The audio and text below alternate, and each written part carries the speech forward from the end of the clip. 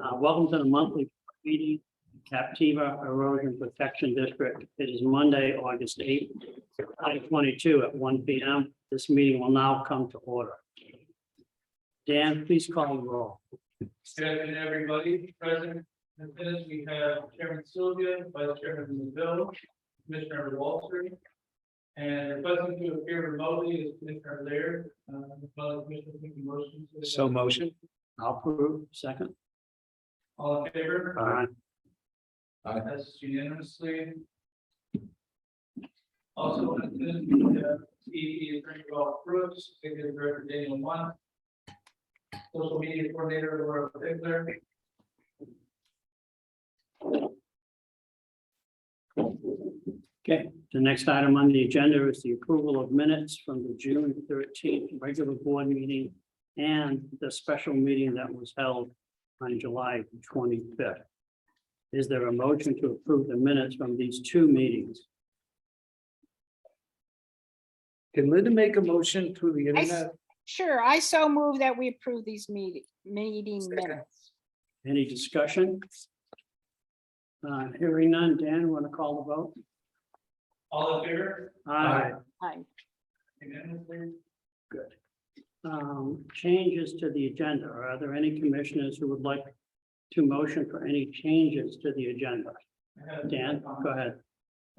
We would like to expand the content of item 7C to allow for a discussion for the replacement of the existing road with sticker road.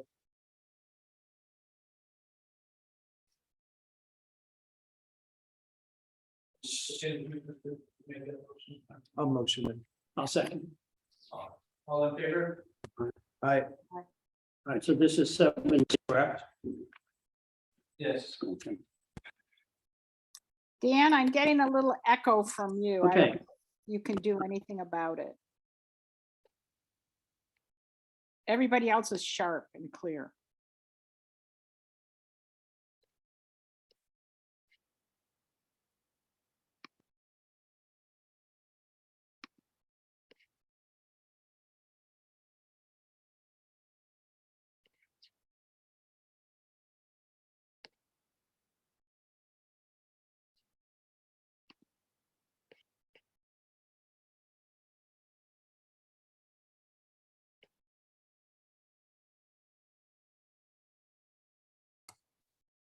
If everyone could just bear tight for just a moment, I'm attempting to readdress this speaker. Linda, can you wave if you can hear us?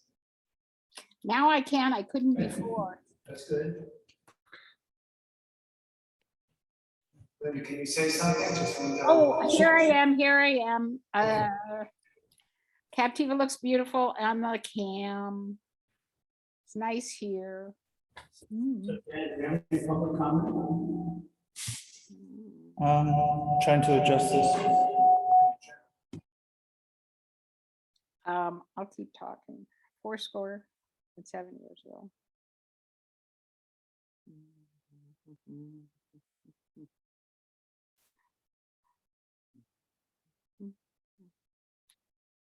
Does anybody know where Commissioner Pyle went on vacation? I'm trying to have a conversation so you can hear me, that's all. Oh, Hello? Hello, hello? That's good. Okay, Linda, can you give me a sound check? Sound test. Back up and running. If there are any members of the public that wish to make a public comment, please raise your hand. You can see none. okay. Okay. Moving on to the financial reports. Jason, Treasurer Pyle, would you please provide the financial reports for June and July? Where's Jason? Neither one is here.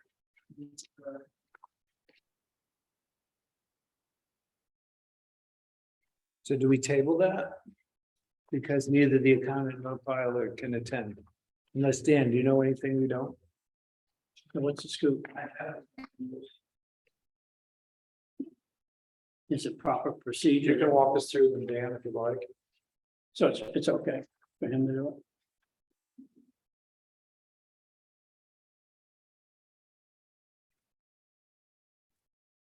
Dan, the floor is yours.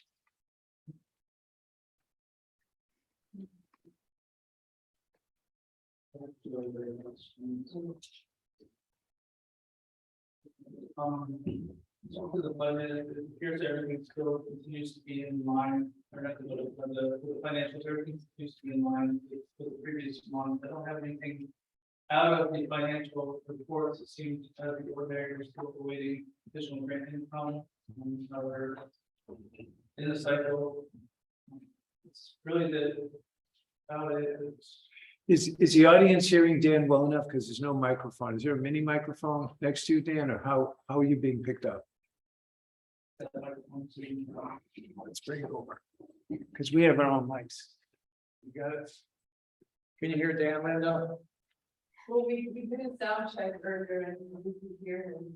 Yeah, but it would sound like he's in the tunnel. Go ahead. There's Yeah. no- As I was saying, the. No, bring the mic to you. Because we have our Can you own hear mics. Dan when he's talking? Yeah, we have our own mics. We don't need it. Linda, can you hear me? Much better. Okay. As I was saying, the financials remain to be in line with the previous months. There are no outliers that I see. Maybe Treasurer Pyle or Jason Smith might have comment on these financials at our next board meeting when they're both able to be present, but the financials remain to be in line. Parking lot continues to be steady. So, go ahead. Okay, that was Sure. great. Well, that's a good idea. Why don't you just bring that over there, since we have our own mics? Yeah, You sound fabulous. just bring it up over towards you.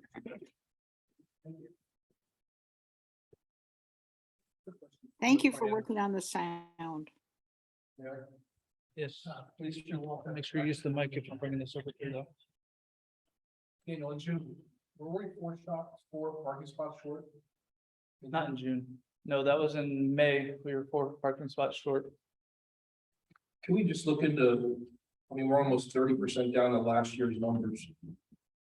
In parking, 96,000 last year to 69,000 this year. And everything was apples to apples, spots to spots, that sort of thing. Yes, I'm not sure how much of that reduction is due to, as Dr. Strong mentioned in his recreational analysis, was the bounce back from COVID versus this year. We've got a full parking lot availability. We've had full staff for the past month.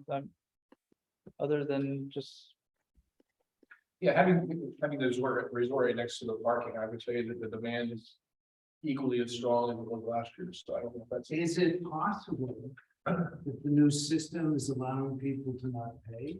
Because isn't the parking lot always jammed? It's hard to get a space as people are always waiting. on most days, the parking lot is completely full with the line stacked of cars waiting to get in. So that's like having a restaurant where suddenly you're making X. But the new chef comes in and as many people come in, and now you're making less. You know what that means?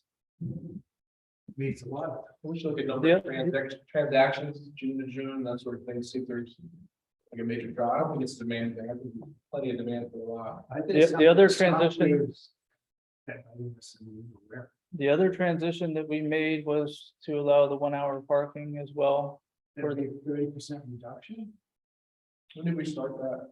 We started that as at the onset of the new system at the end of April. Yeah, the purpose of that is a lot of people like to come in, look around for 20 minutes and leave.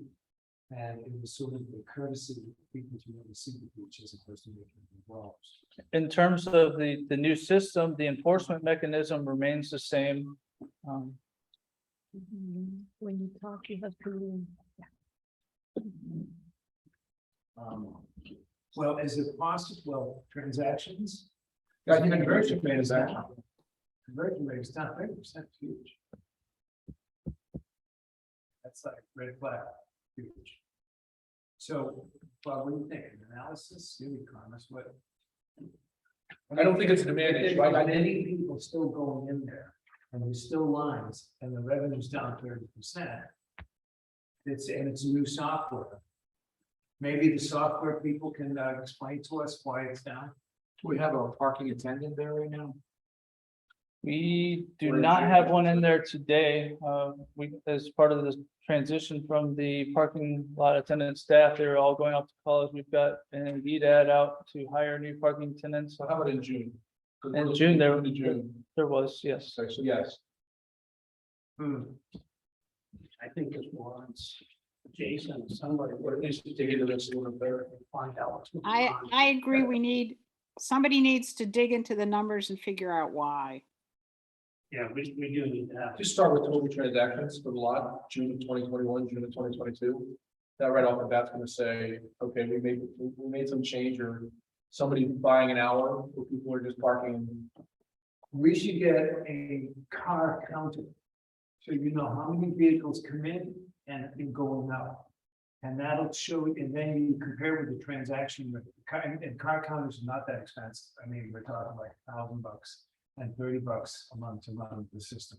And then you can really see your data. And, Because then you can look at every account as an opportunity, and how well are we doing against that opportunity. That's right. So, yeah, and the software company, they probably have something that coincides with your software. And. But I think this is something that also has to be addressed with the software company. I mean, the company that put it in the system and say, hey, what's this? Can you explain that? Because, we're just as packed. And then let us know, right? Maybe if, And in theory, if Renee's right, it's a software issue. Go back, we started in April. Yes, So look at April to April, May to May, we already talked about June. I So think I June's an definitely started aberration, May. then we start with June, but there's a software issue possibly starting in April as well. I'd have to start at May because it was actually onset, I believe, April 22nd. I think Okay, was so the May. takeoff date. Back But on the May. and it could not be a software issue. It's just people go in there and not paying and no one's able to. Do it. I mean. if Or someone pay for 1 hour and stay. Right. Like, How- right now, we're allowing people to pay for an hour. Right. Prior to that, the minimum was what, 2 hours. 2 hours? So. Yeah, I think like a thief sometimes. So if we charge somebody, everybody that paid for 2 hours before we pay for 1 hour now, this is the best way to look at it. And how much is it an hour? 20, it's 15 for 1 hour, 25 for 2, so we're losing potentially $10. So if you did one transaction for 1 hour. Or 2 hours last year, and multiply that with $15 in difference, you're probably looking at $27,000. Really? Wow. The second hour is how Then much? then you get into the semantics issue. There is something nice when you're driving and on a road trip, and you just want to check the beach for an hour, because the attendant did say, he felt bad. And say, you know what, they just want to come for like an hour, just to look around and walk, and then they get in their car and go. And I just thought it was kind of bad luck. And for 27,000. Reach in their pocket, yeah. I won't worry about it. Yeah.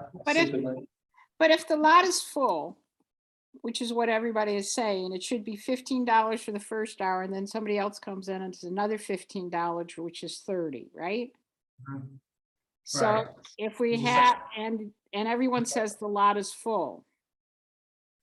Well, Linda, what it looks like is the people coming in for an hour and they're spending the day. $25 for 2 hours. And maybe there's a TikTok out there or an Instagram, a quiet one saying, by the way, if you go to Captiva, just pay for an hour and enjoy the day. They don't really enforce it. We don't know.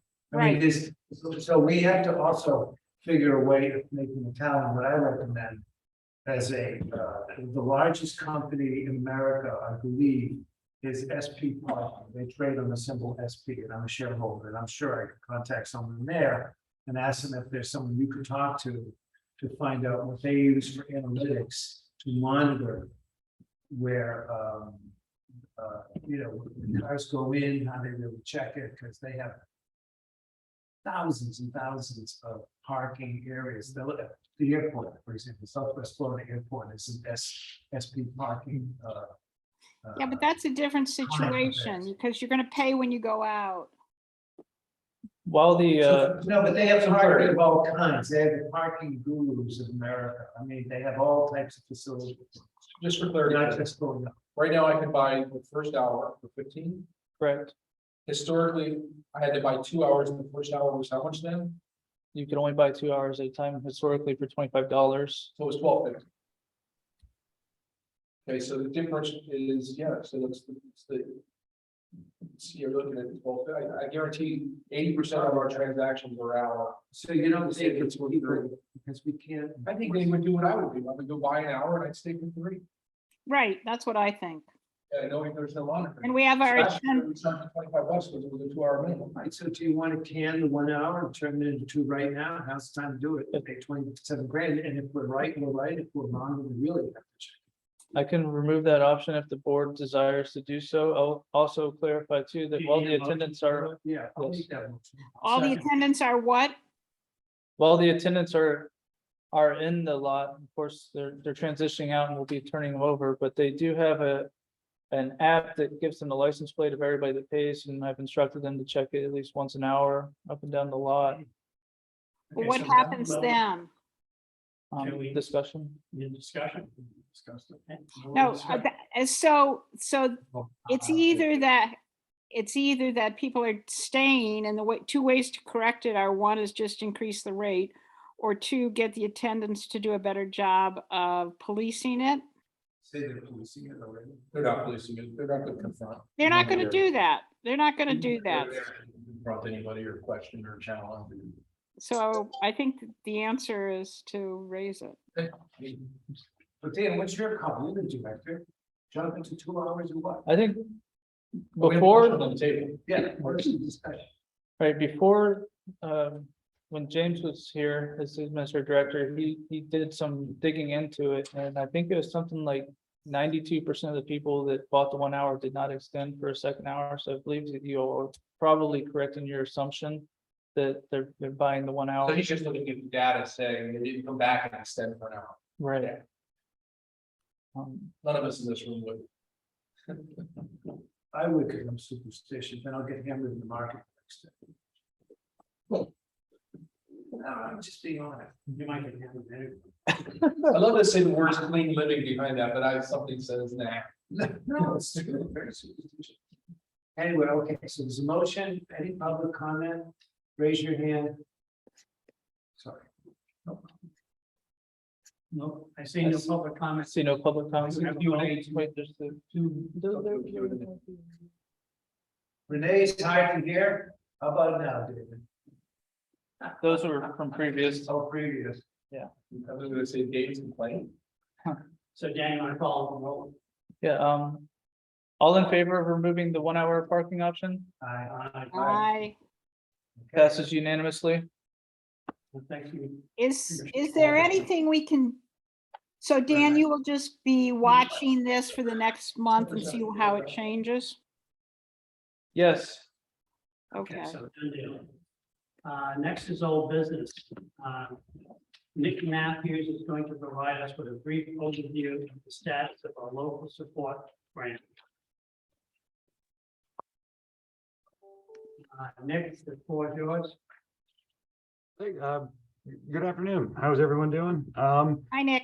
Hey, yeah, thank you for the opportunity to kind of hop in and provide a quick update. I think the most notable thing is, so the board, you'll recall, we brought an opportunity to you. This was the basically the summer 2022 local support grant opportunity, which was a new grant opportunity that basically the Florida House of Representatives. We can hardly hear you. Can you bang up your volume a little, please?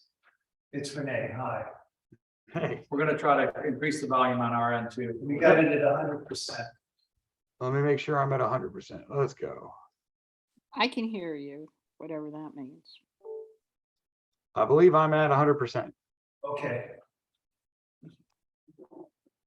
So as I was mentioning, the last time we came before the board, we let you know about a grant opportunity that was being released by the Florida House of Representatives. This was a new pot of money that had never been made available before. And the 30-second backstory was that the Florida House of Representatives and the Senate were somewhat anticipating a heavy veto by the governor at the end of last session. So they squirreled away a couple $100 million to do some grant programs over the summer. And we thought it would be a good opportunity to take advantage of that, even though we weren't a project that was submitted or vetoed last year. New projects are eligible. And we quickly huddled up with Daniel, Nicole, Carrie. Linda was with us at one of our first meetings to kind of get organized and focus our approach. We decided to go after $250,000 for the phase 2 study. This would fund approximately half of that study, which is kind of an important number. When you go for these, they want to know that you have some local match and that you're not just turning to Tallahassee with your hands out and have no skin in the game locally. So we put an application forward, and that process required us to get a sponsor in Representative Botana. Rep Botana has been incredible.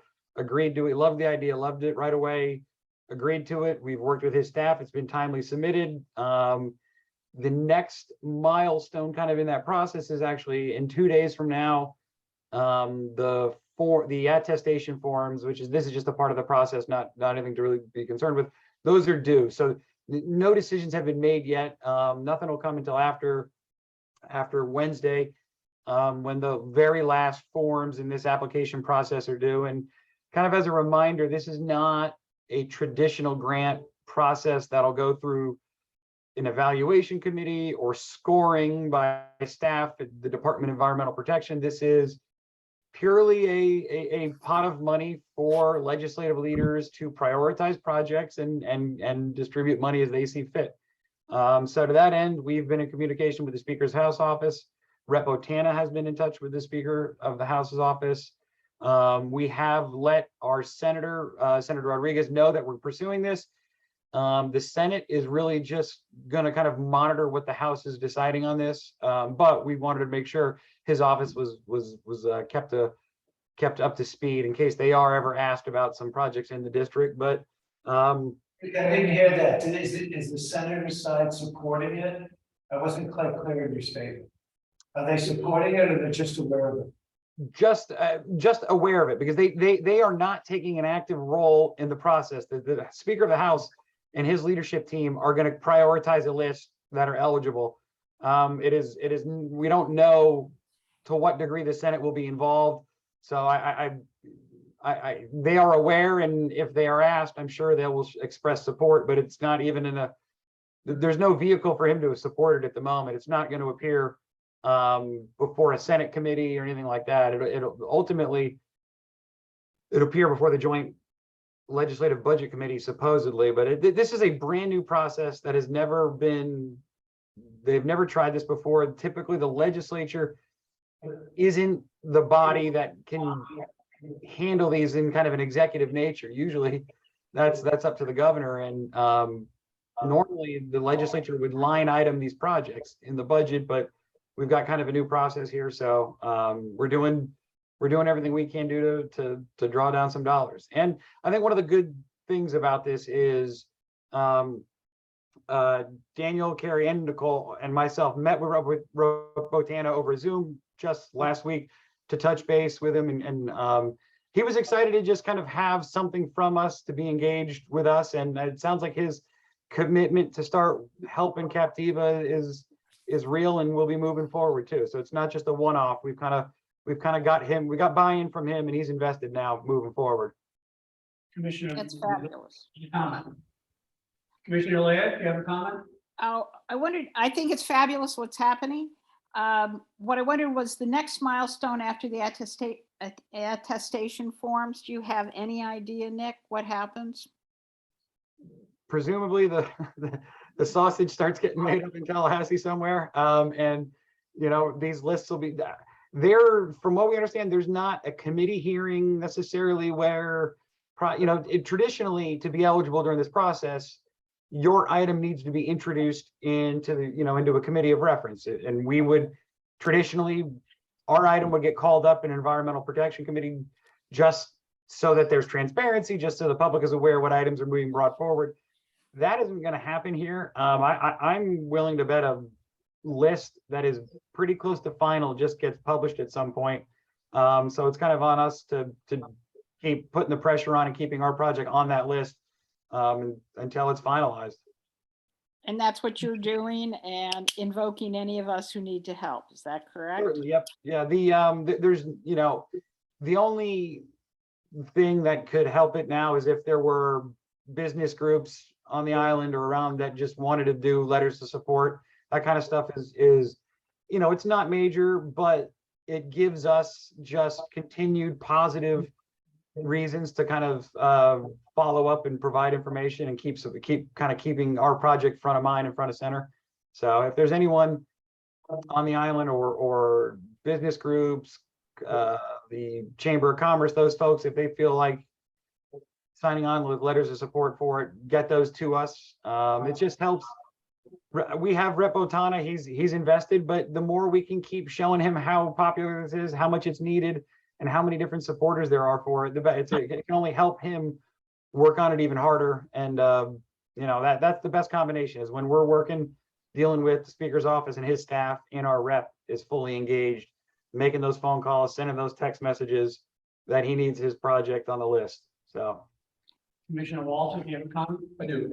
Thanks, Nick. That's great information. Daniel, is it possible that you could get with Nick and then put together a very simple couple paragraph form letter that we can send out to locals in the chamber and that sort of thing, that they can just sign off, and then wherever we want a link to wherever we want it sent to? Sure. I find that if you do these templates for people and then you nudge them enough, that they end up doing the letter. If they type it from scratch and they put a calendar in it, it never gets. You're totally right, Bob. It's a good idea. Yeah, Daniel, I'm happy to work with Daniel to get something out quickly.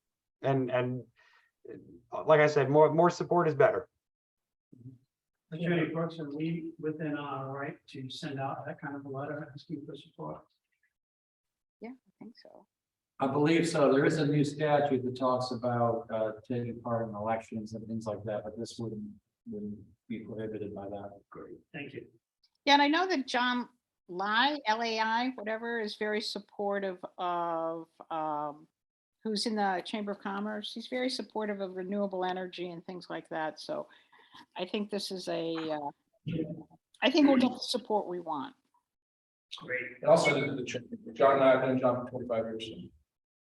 Pardon? No, I said I'll send it to the chamber because I've known John for quite some time. Okay, and you know them, right, Bob? Yes. That's the best. Okay, Yeah, and it can even be framed as expressing support and thanking a Rep Botana kind of in one communication, and just positive reinforcement. Nick, Commissioner Mobile has a question. Hey, Nick,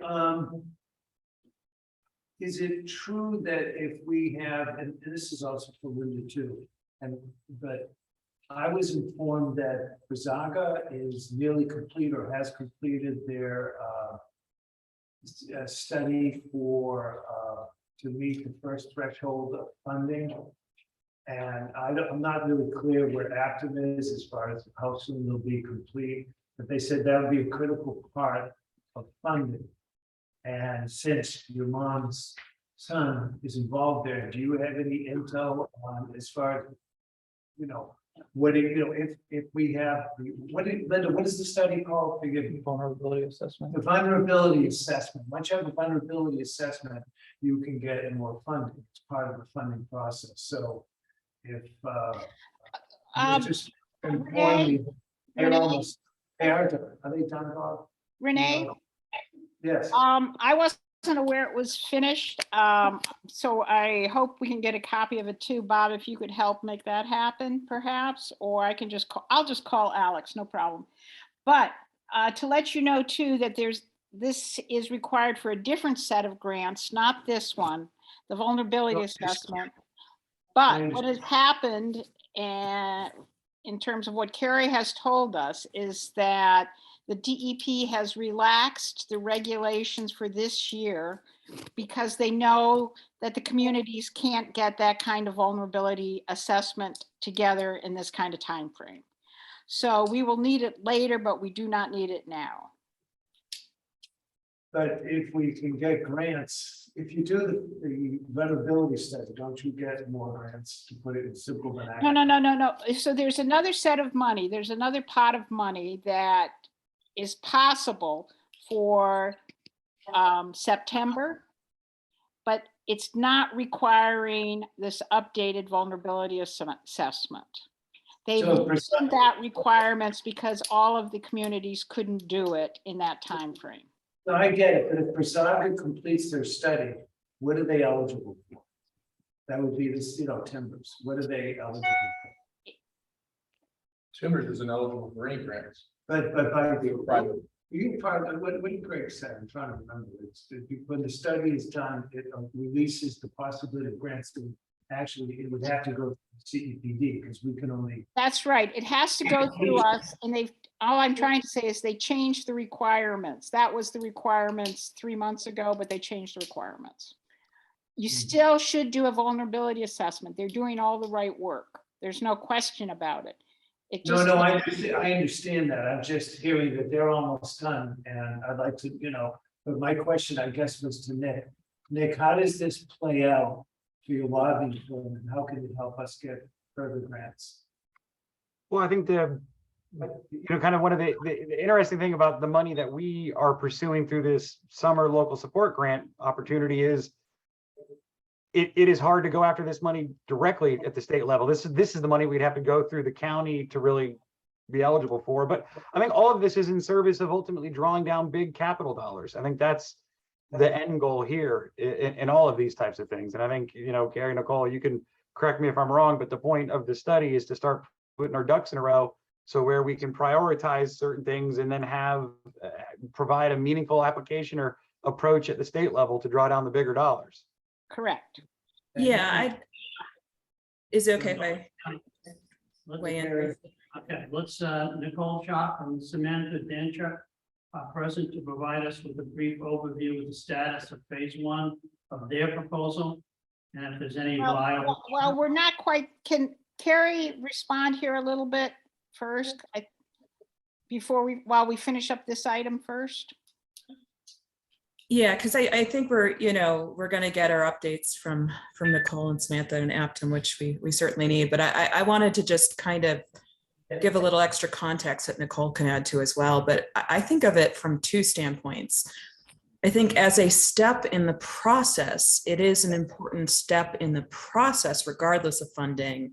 I think we're talking about it at two levels, that it is that important step in the process because having a really well done vulnerability assessment is the tool that helps us define what the right projects are, which should be prioritized, which we should go after. And then I think from the funding standpoint, there's a couple different ways to look at it. I think, from the state level, like Linda was alluding to, that ultimately the direction the state's going for any dollars that we get from the Resilient Florida program specifically at this stage, they are moving towards a requirement for that vulnerability assessment that meets their funding standards. And so as Linda alluded to, they aren't requiring that just yet because they recognize that they still have a lot of communities needing the time to finish those in order to use them appropriately for their process. So they're giving some wiggle room on that. But I also view a well-done vulnerability assessment in the right settings as another tool to justify our application for certain pots of funding, if we can show supplementally that we've done the right steps leading up to identifying those projects. But I think as Nick was also sort of identifying for these local support grants, because this is a different pot of funding, what our representatives care about might not be seeing in this particular instance as many of those technical documents, but that we're going to need this as a tool for our planning process. But depending on the funding we're going after, it may or may not have a different role based on what those funding groups want to see. And I think Nick was saying that for this legislative process, that probably not involving the technical documents as much as having those community letter of support, and I think we're looking to Nick to let us know what materials are going to have the most effect for this particular process.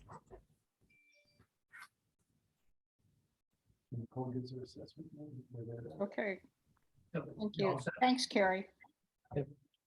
Okay, Nicole Shop and Samantha Danchuk are present to provide us with a brief overview of the status of phase 1 of their proposal. And if there are any viable shovel-ready projects that might be able to be funded through the Resilient Florida funds. Nicole, for sure. Hi, good afternoon. Thanks for inviting us to the meeting. Dr. Danchuk, she had another commitment, so she's not able to attend, but we do have Bridget attending. Also, she is assisting us with the vulnerability assessment. So I'm going to just share my screen right now and just have a little bit of a slide overview of where we stand on the vulnerability assessment. So can everyone see the slide? Not yet. Okay. Good to go? Mhm. All right. Well, I know we had a board workshop, I guess, 2 or 3 weeks ago where we discussed what maps we have created and other 2 or 3 other scenarios that we wanted to get vetted with, the community for creating the inundation maps for different scenarios of sea level rise. So we've worked to finish those maps. So they have been completed. So we'll be wrapping those into the full vulnerability assessment, which is task 1. We've also been working with Aaron Deedy to produce a legal memo of the CEPD authority.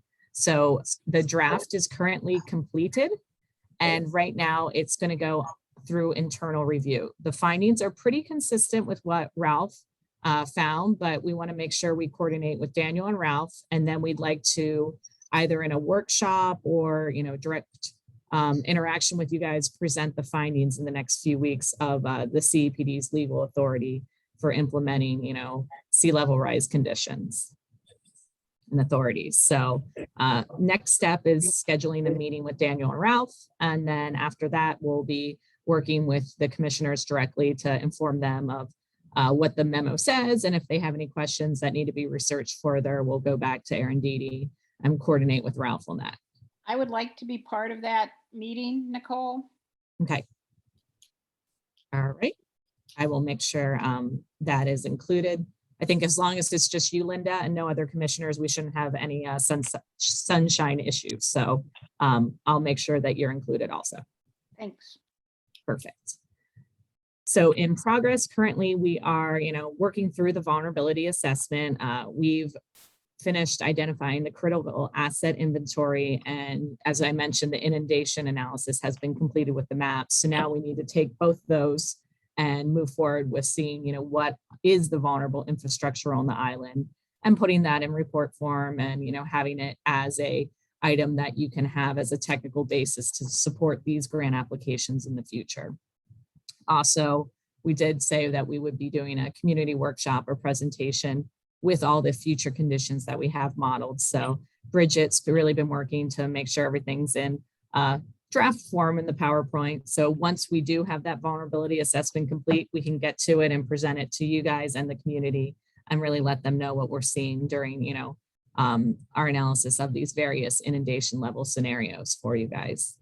Also, we've been looking at different forms of funding opportunities outside the traditional state funding through the resiliency program. So Bridget's created an initial inventory of these funding sources, and those will be included in our deliverable under task 1 for you guys. So we've have a bunch of pieces, completed, and now it's, pulling them together into that vulnerability assessment. So our goal is to next month have something ready to show you guys in draft form, and then we can workshop it, discuss it, and, see if there's any, areas that you would like to go into further, and then we can have it complete and, tucked aside for when we do want to go after those large funding pools through either the state resiliency program or the other items that we've identified.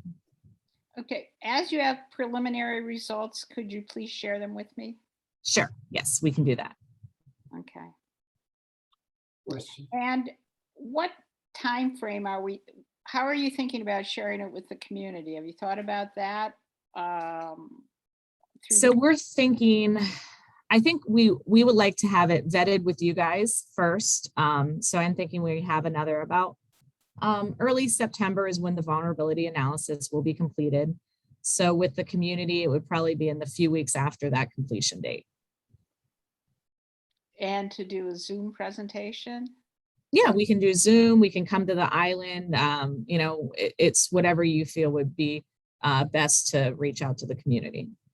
I think that's a question for the board in terms of what would be the best timing for that. Mm-hmm. I know, because we do recognize that a lot of your residents do come down seasonally, and that September, October month isn't quite there yet. So sometimes, November, December, more of your, full-time, residents of the island might be there. So, we'll definitely work with you on that because we want to make sure we do hit, as many people as possible with convenience to their schedules. Does any of the board have opinions? Yeah, I have questions. Hey, Nicole, and I have a Hi. question. Nice glasses, by the way. Hey, Thank you. for Bridget, I just see letters. Is there, I want to know more about what she's identified so far as funding opportunities outside of the state. Okay. Bridget, would we be able to promote Bridget as a panelist and maybe she can bring up some of the items that she's found so far on the Yeah, screen? I think I'm able to speak. I don't know. Can everyone hear me okay? We can, but we don't see you. Yeah, I don't have an option to turn on a video. I'm not sure why. I just had an option to unmute myself. So Panelists, no. She's been offered the option to be promoted to the panel, so it's something she'd have to accept. You have to go to. Oh, Let me remove your permission to talk and then I'll promote you Reset. again. Additionally, there is a comment from the public. That's appropriate.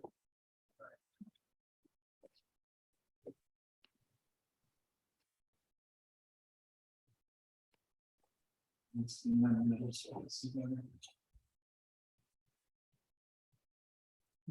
in there now. so if you hit your. okay. Hi, everyone. We are There in you- this. Yes. Can everyone see and hear me now? Yes, Okay. it's just perfect. we're talking to a human, not letters. No, I appreciate this. I was trying to find the video button for a while and then I just gave up. So here we go. This works perfectly. So far. So we Ulterior funding sources. So Sam and I did a very quick initial dive into some of the different options that are out there, obviously starting with Resilient Florida. I can pull up a document. Right now it's just in a very fresh and new spreadsheet. So it kind of just goes over the basics of eligibility requirements. I've reached out to some of the organizations that offer the funding to see when the next cycles are. So any notes that I was able to obtain on that, I've included. It's opening now, and then I can share it with you and kind of just go over the main sources that we found and the main different programs that are out there. And if you know of ones or if you want other ones to be looked into, we can definitely include those. It's a rolling list right now, so we're not done yet. Sam and I are actually meeting at the end of this week to dive a little bit deeper into this, and we hope to have initial official findings in the next week or two. Okay, we just want to know, when Dan or Linda could see some possibility. Who knows? Or maybe, we know some of these people or someone knows someone, but sharing relationship data could be helpful. That was my question. The other question is, what about the second part? What are we looking at timing wise? We heard September for the vulnerability assessment. What was the second one? The asset, what was it called? The asset Inventory. So the asset inventory will be done as part of the vulnerability assessment. So we were working on within the timeline that we put in our RFP. We really didn't get our notice to proceed until the very beginning of July. So we're trying to complete this as quickly as possible to get it to you guys in the very beginning of September. So it's still ahead of our anticipated schedule that we produced. You've been August, you don't want that to happen. There's also a question online about, are you doing the South Season, are you doing the assessment of their assets as well? Good question. So the inventory assessment has been done for the full island of Captiva. Okay. Well, that's it for me. Thank you, ladies. Commissioner Walton, you have a question? Okay. Fair enough. All set, okay. Dan, could you please update us on the ropes and bollards? Okay, so initially when this was placed on the agenda, this was for me to provide an update on the the accesses that were to be added as well as removed, those have been completed by Bob Johnson. So at the beginning of the meeting, we voted to expand this conversation to allow us to discuss potentially increasing the thickness of the rope throughout the historic area. It's my understanding, I don't believe that we'd be requesting to add any additional poles, simply to optimize the aesthetics and to ensure that they're uniform throughout the area. But, okay, so clarify for me, this only applies to the historic area? Correct. Unless the board, at the board's Well, discretion. I The received. historic or the village area? Kind of. Village, I received a phone call that he was sort of fielding a bunch of complaints. When are they gonna get their nice ropes? Can they be curved? They look like construction site. And we thought it was gonna be taken care of. And I agree. I mean, so let's put in the rope. And then the question is, we're at a point now, we need a bid. Well, you got some bids. Can you clarify what the bid was to re-drill and how many poles there were? And you know, what that cost, because when I heard the numbers, I'm gonna have to talk electric. At a Couldn't make previous sense to me. board meeting, when we initially discussed the additions of dune fencing accesses, we were given a not to exceed amount of $7,000 for the villages area. We sought out a bid to restore the village areas to historic location, as well as to increase to 3/4 inch rope.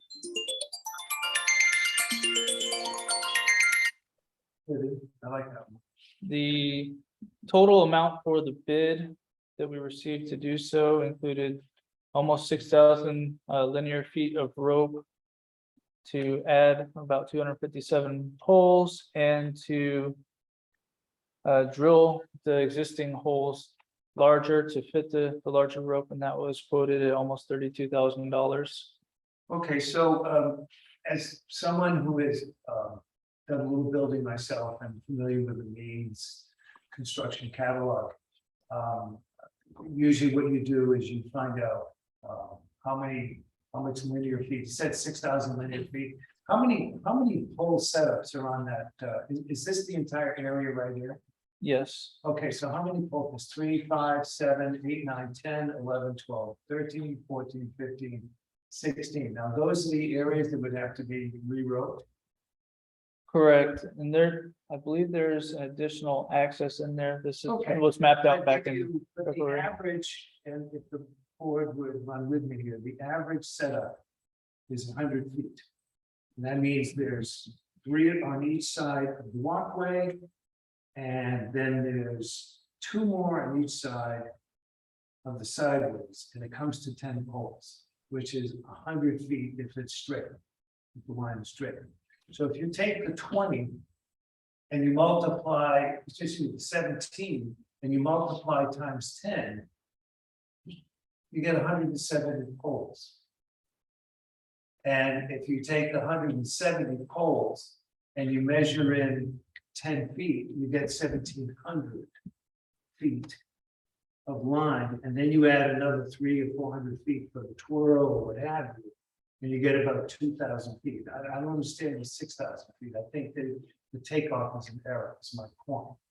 And then the cost of rope, and I sent you a bid, and drop shift comes to about 50 cents a foot. Drop shift. For the cotton rope braided very pretty. This is the 3/4. Yeah, the 3/4 inch, and we all know if you take a 6-inch drill bit and push it through a 1/2-inch hole, 3/4 inch. A good drill, a good professional guy who knows what he's doing with a drill, like any landscape guy or or carpenter or handyman. I can't imagine it taking more than, well, to do all 10 poles in the row bit. 2 guys, maybe 3 hours tops, which is, and that's a long time. I mean, that's like, doesn't take 20 minutes to build.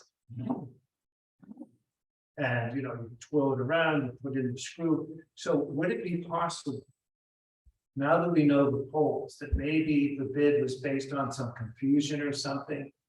And it, because, you know, we can order the rope, it'll come in a couple of weeks, we were told. And it's just a labor situation and the hardware where they put in the rope, because if you imagine how long can it, because if you divide the numbers into it, we're paying at 31,000. You divide 17 into 31,000. Divide 17 into 31,000.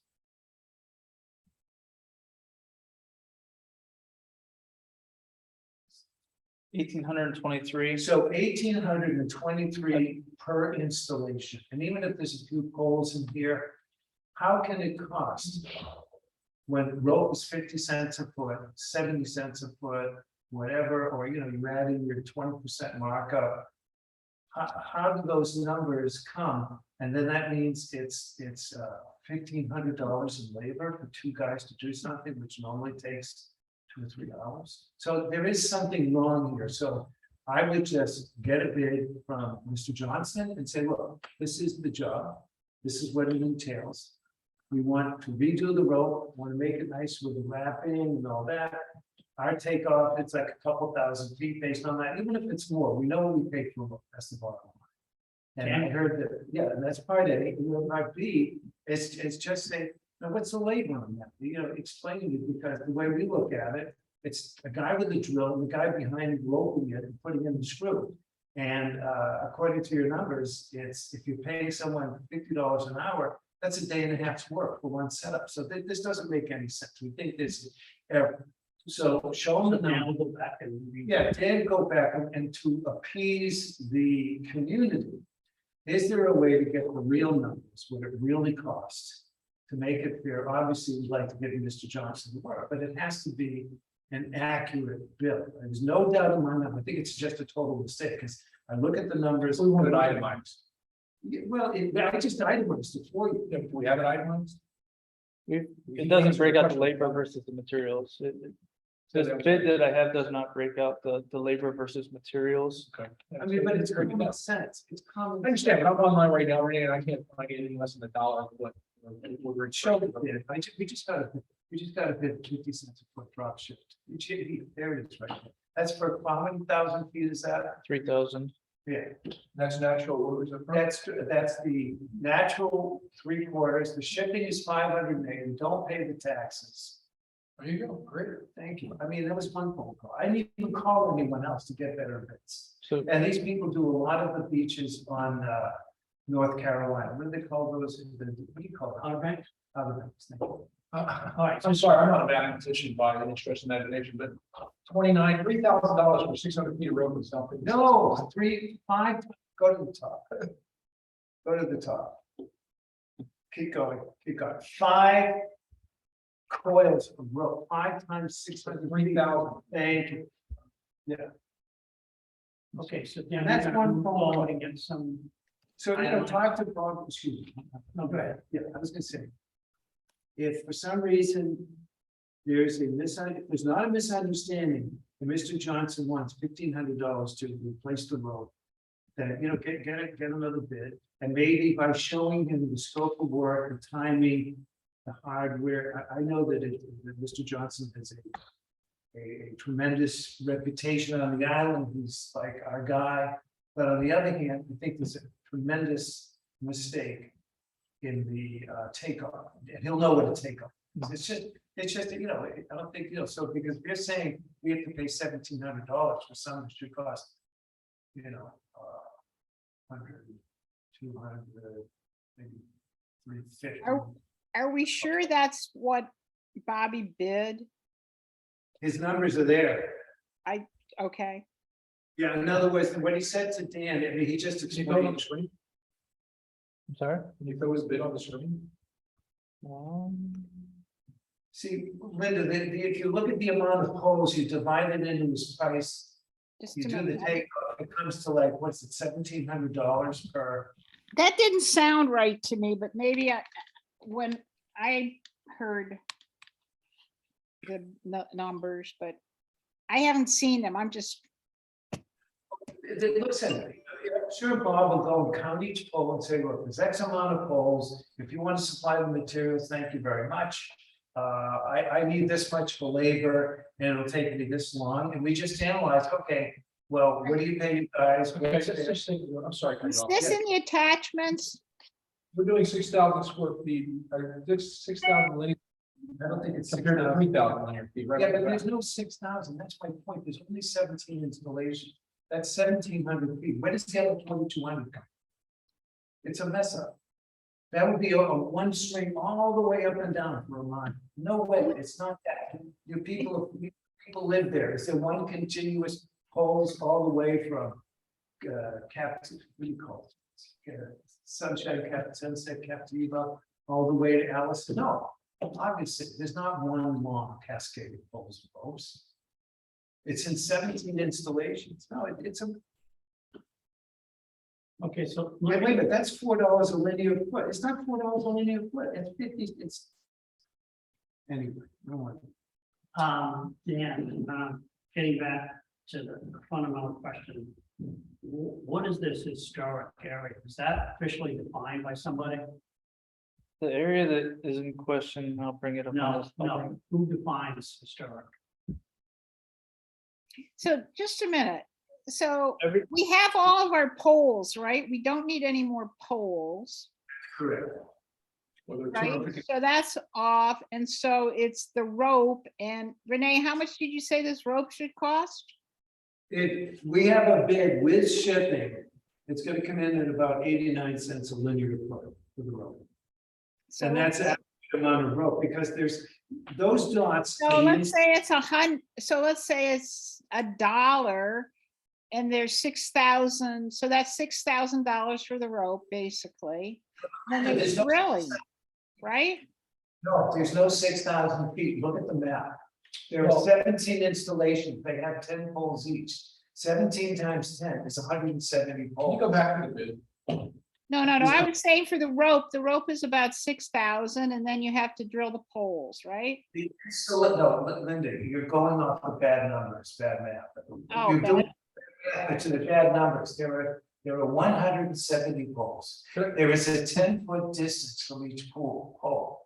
That's 1,700 feet. can I ask, 25 feet. No, there's no 25 feet between Don't each you pole. know- 1,700 feet? can I interject? Yeah, please. Okay, so initially, the first thing I want to obtain from the board is, does the board as a consensus wish to look to uniform or have the uniform rope before we start talking numbers as a whole? I mean, Well, my is there a question consensus? to of the you board? is who defines the historic area?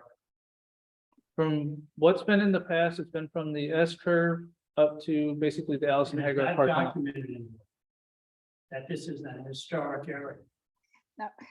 Well, we keep saying historic, but it's the villages area. It's the Really? village. I think the historic is not quite correct there. But here is my problem then. You're gonna put in this enhanced road in this one area. Mhm. Okay, what's gonna prevent everybody else in Captiva to say, hey, I want the enhanced road too? That's where I'm going with this as And well. that's the problem. I mean, And if you wanna upgrade this area, that's fine, but everybody else is gonna want the same thing. And so there's one other caveat to this is that one of the reasons that the rope is not uniform at all right now is we initially, when we did the ropes and poles, it was done as 1/2 inch rope throughout the whole island. Some individual property owners have gone out and replaced that rope with their own private rope. So in order to make this uniform, we would either have to remove their rope. So we'd be talking about removing someone's private property from the public part of it, which I don't know the legality of that route. We are paying the price for a year ago. That none of us had the wherewithal to say, show us exactly what we're getting in the picture.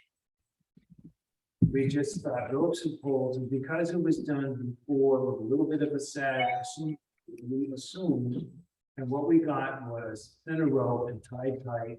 And this is what happens when we don't do our homework. I, as chairman at the time, take the blame. Was it? No, it was actually Chairman. But, it started with after not, going over an old list and not renewing it. It started with our staff not being sharp enough to catch it. Said, wait, is this the old list, the new list? And their excuse, well, they wouldn't know. And it was, but, so we got the ropes and poles in. It was to protect the sand dunes. And I received calls just asking. And Linda, back me up here, that they have the sagging ropes. Now, what I'm trying to point out, and you made a good point, you're saying, well, yeah, we do it there, but everyone else is gonna ask for it. But first of all, what I think it is, if there's 17 installations in there, each installation is with the tied rope type is 100 feet. You back me up on that? I believe it's 50. It's 50 each side? No, I believe it's 25 each side. So you're saying it's only 50 feet for a typical 10-pole installation? No, that's only It's 25 feet. 100. No, it's 100 feet. So I Or 11, yeah. believe it's 25 each side. Yeah. Hey, Nicole is still on the line. Ask Nicole, look at her original stats.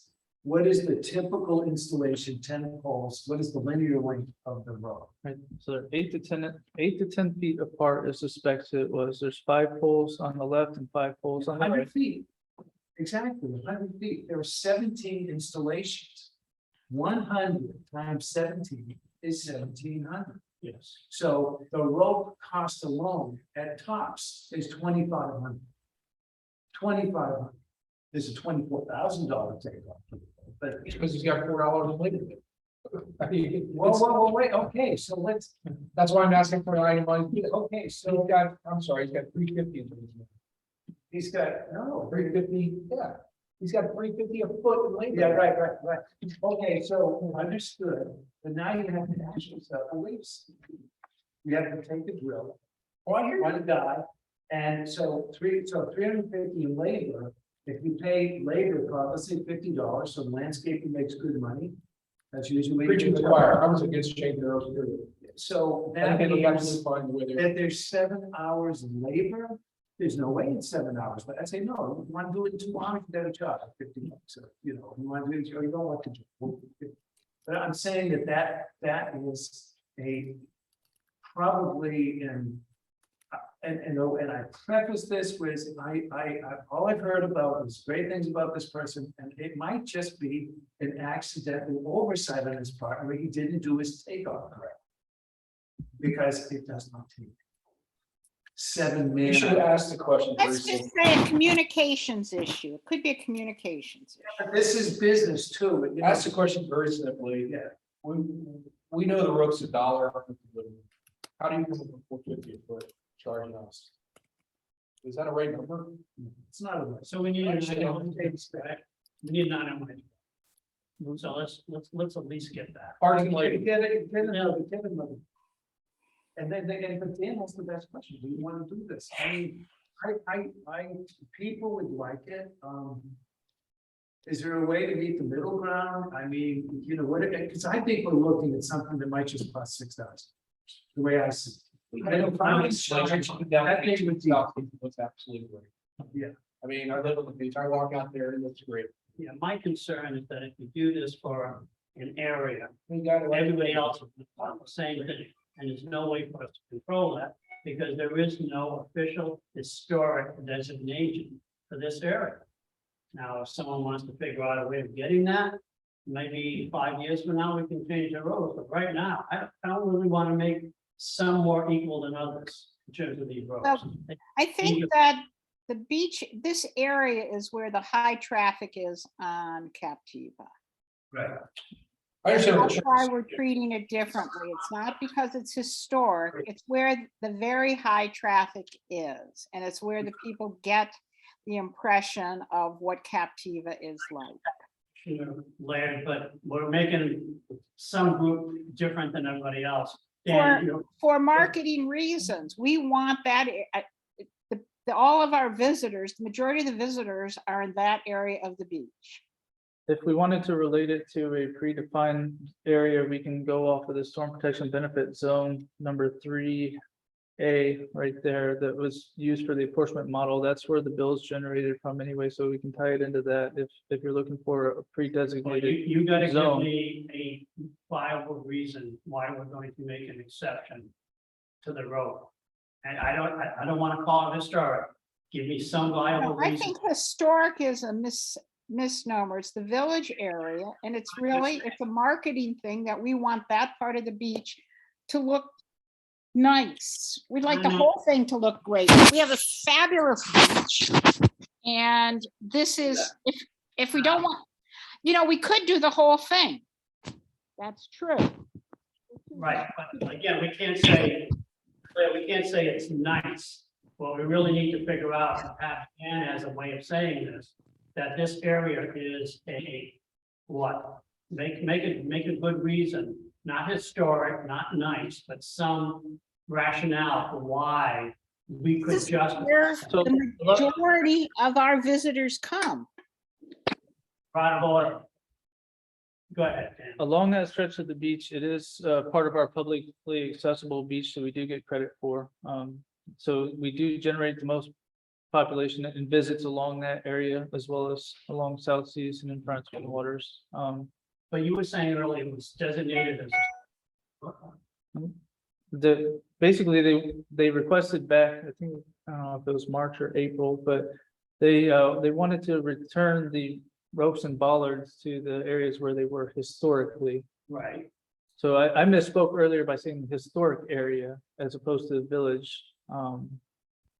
But that's what they originally sought to do. We were given a not to exceed of $7,000. It wasn't financially feasible by the bills that or the invoices or the bids that we received. Right. So we're attempting to readdress that at this time. Well, we can get it done for original bid of 7, then we get it done. And if Bob Johnson can't figure out how to do it when the rope is $1, and, the scope of work, I don't think takes 7 man hours, they just do the job. So we get someone else, but we don't do it, at least we try. But Commissioner Bell, I'm still concerned about creating the exception. And unless we've got some rationale for Well, this, looks nice. Go ahead, Commissioner. Ray, go ahead. If everybody then says they really like the big ones better and they want it for theirs, that also says something about the difference in look between the two.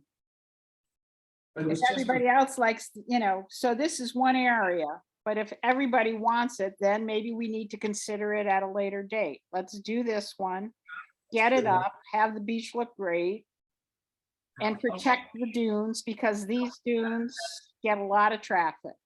That's a fair point, but then there is the issue about who's gonna pay the bill down the road. I mean, are we This gonna is, have the problems? CEPD pays the bill down the road. the South Seas did not have an issue with their ropes and poles. The goal, they had was where there were poles put in the wrong place. And that was their issue. Well, some people wanted them. There was, to the best of my recollection, no one was concerned about the thickness. And so I'm just trying to find a middle ground here, like if we, I don't know. Well, again, the middle ground may be simply the recognition that if some other people want the thicker road, then we need to figure out who's gonna pay that cost. I mean, it's again, a challenge for us. Money is money. We don't print it.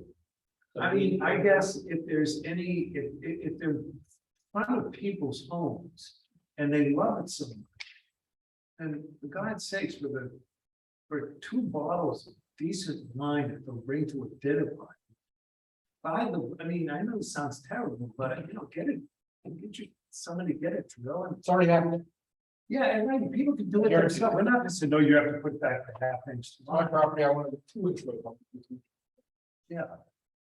I mean, we accepted the order as it was presented to us, and we didn't catch it. We didn't catch it because I'm sure if we had pictures and diagrams and explanations, we might have gone with a thicker rope, but again, we discussed it with no visuals. It's like, you have a house built, but you don't have any pictures. And shame on us for not catching it, but I'll take the flag. Can I ask another question? We already paid for a massive installation by this person, correct? Not this No. person, no. Oh. This So is- why are we letting the same person to do the initial installation? Because they live in, they just said, look, pay someone else. They gave us the credit on some that we Okay. switched, yeah. No, the reality is we're trying. And what are the costs, what are the details of those costs compared to these costs, I guess? Is another one. We paid approximately $900 per installation of access at that contract. For 100 feet. Including poles and everything. Yeah, and It's I have roughly, to be, yeah, about 80 foot. it was a very tough time to try to negotiate. There was a lot of pushback from the director at the time, and you know, there were dramas and this and that. And the reality is, it wasn't running smooth where we could say, well, what do you need vote was $3? I'm looking at something and it's 50 cents. You remember those conversations? I just got pushed back. So there wasn't harmony as far as everyone pulling together and saying, this is the kind of ropes and poles we like, the 3/4 inch with a little bit of this and that. We basically I don't want to say we made a mistake. We got this. And some people aren't happy with it. But the reality is they're there to protect the dunes. The dunes, by the way, are already in some cases 2 feet tall. And candidly, don't even need the ropes and poles anymore. So Yahoo! what's that? That sounds great. You mean they've gotten 2 feet higher? No, 2 feet altogether. Oh. So they're at a point where, you know, unless people have a stomping party on those places, they're not gonna. Commissioner Bill, can I interrupt? David, is David able to talk to us? I can allow that, yes.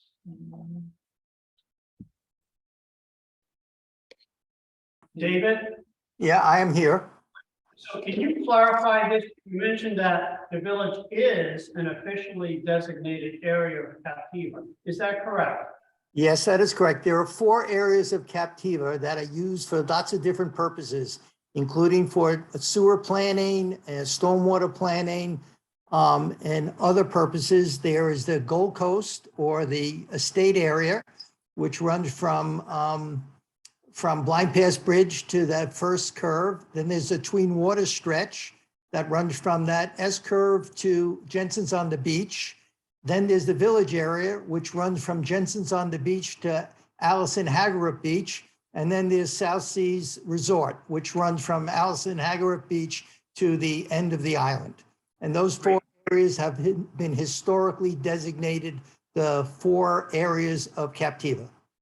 Okay, so David, as I understand it, and maybe Dan, you can double check. I now feel comfortable with putting in the thicker rope in that area because it's an officially designated area. So that way we can say, hey, this is what we did for this area because it's an official area. So let's get a detailed listing of what the costs are, as Commissioner Walter has suggested, and let's discuss this. But this is good. We've got an official designation and we can move forward. Is that totally true? The area that you're getting out, is it the village area or is it from the S curve down to the village area? From my understanding with talking to Bob, it's from the S curve up to Allison Haggerup Beach Park entrance. Is that the official village area? No, 'cause the village The area vill- starts- The village area runs from Jensen's on the Beach, which is that S curve, Okay. to the Tween Water stretch, to the Allison Haggerup Beach. It includes the place, the area which is the public face of Captiva. It's the area where most tourists, other than South Seas, are visiting from. It is high trafficked, and it is also very vulnerable to erosion and to people walking on the dunes. The dunes there protect the most highly concentrated area of Captiva in terms of homes, and it is in need of protection. And so in the past, what I was going to say, in the past, there were more poles along that stretch than there are today. The way Renee was defining it properly, but in the past, there were areas that ran almost from Leica Lane all the way to Sunset Captiva was poles and ropes to protect people from walking on the dunes. You have to understand that area in the high months is like Coney Island. I mean, there are people that are on the beach all the time, and they're playing Frisbee, they're throwing Frisbee into the dunes, they're putting their blankets in the dunes, and the poles and ropes protected those dunes and protected the village from storms and erosion. And so that's, Yeah, go ahead and get a detailed bid specifically for that village area that was designated. For the So roads. to make sure we stick to that area, nothing else. So let's get a detailed bid for that in the lines of what Commissioner Walter was suggesting, and we move forward. That's great. Okay, does the board wish for me to just get the bid, or do you have Well, then not to there's- exceed amount you want to approve today so we can get started on Yeah, it? okay, well, the bid is very specific. What do they want to charge? David, this is an aesthetic issue, correct? You just want the ropes to look nice, not you, but the village, bottom line. And I hope it's not the focal point. I think there are two separate issues, Renee. One is definitely an aesthetic issue, which is putting in where the existing poles are to just drill bigger holes and put in the 3/4-inch rope.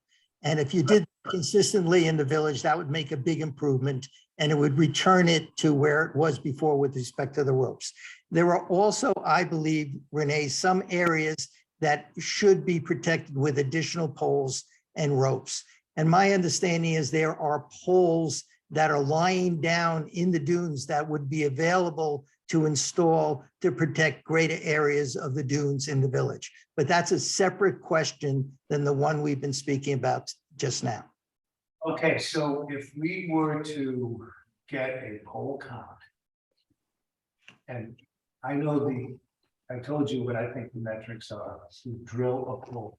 You know, and just get a bid based on the amount of poles. Detailed bid. The Break it detail, down. yeah, the detailed bid, put it out to 2 people.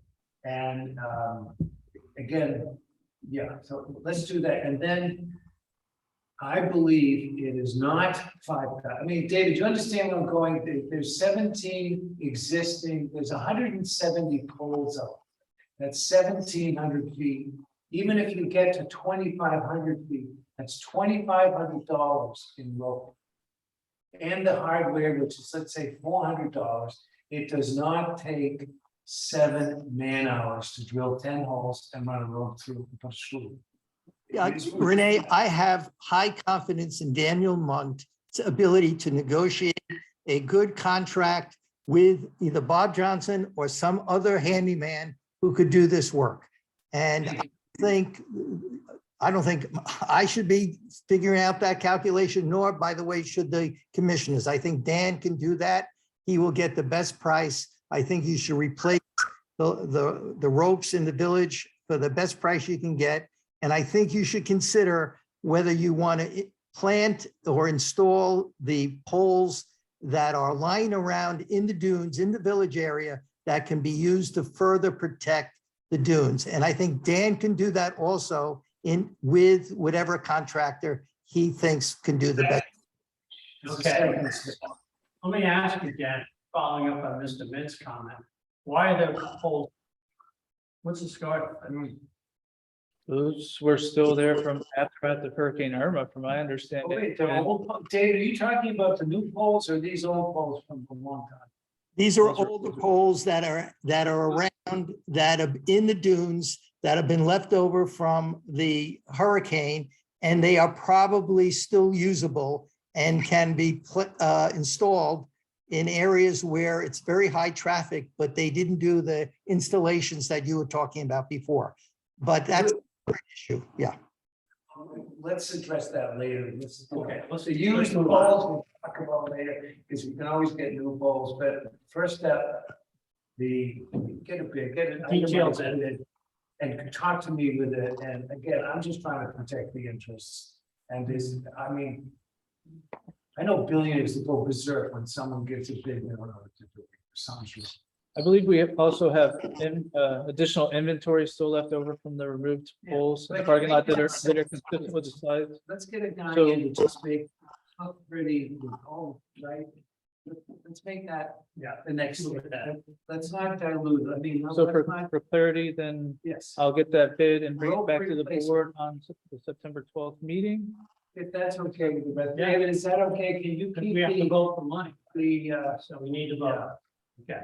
David, since you've been interfacing with the village and Linda also, would that be okay that we acknowledge it at the next meeting and there'll be people ready to just go right at it? Let's do it. I couldn't hear what you said, Renee. I'm sorry. Dan has to get bid. Once we get bid. Yeah. It's gonna be more than $2,500, which means that our chairman can't just, okay, we have to have at the next meeting, say, okay, use this person, and we're ready to start right away. Would that be okay with you? It makes sense to be. It's hard to understand because you're echoing, but if you're asking me whether or not it waits to the next meeting after you get the bid, that's fine with me, as long as we get it done at some reasonable time frame. That's what I'm asking. We're moving Yeah. ahead. We'll have the bid right away. It'll be ready to vote the next time we can vote. Good, done deal. All right. All right, new business, final apportionment. I turn over to the executive director who will lead us through the final apportionment item on the agenda. Dan, please present the apportionment model.